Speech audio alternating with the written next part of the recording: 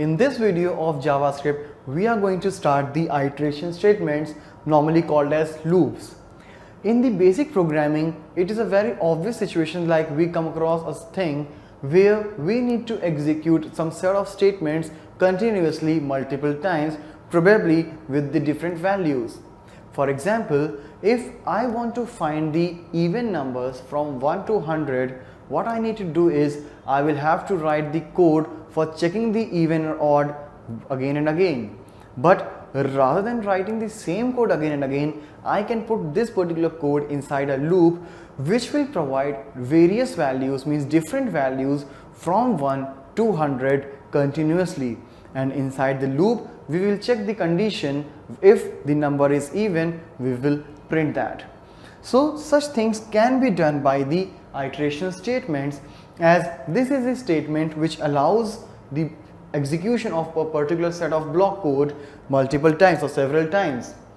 Whenever you will write a loop, you will have to pass a condition so that until and unless that particular condition is true, the loop will keep on executing, and as soon as it is false, the loop will get terminated. For example, as I said, I want to find all the even numbers from 1 to 100. So it is a condition like the number or the value of I of whichever variable I am using, that should be less than or equal to 100. As soon as the value will exceed from the 100, the loop must get terminated. So this is what it's written here, keeps on executing until a given condition is true. So whenever you will start writing these control statements, whether it is the conditional statements or iteration statements, logically as per your requirement, you can make them nested to any level. Here is the basic idea how the iteration statements or loop get executed. So here, this is the control flow. There must be a condition. If the condition is true, then we will execute the conditional code and the control will again come to this condition. So unless and until this condition is returning true, this loop will keep on executing. As soon as the condition is false, it will get terminated.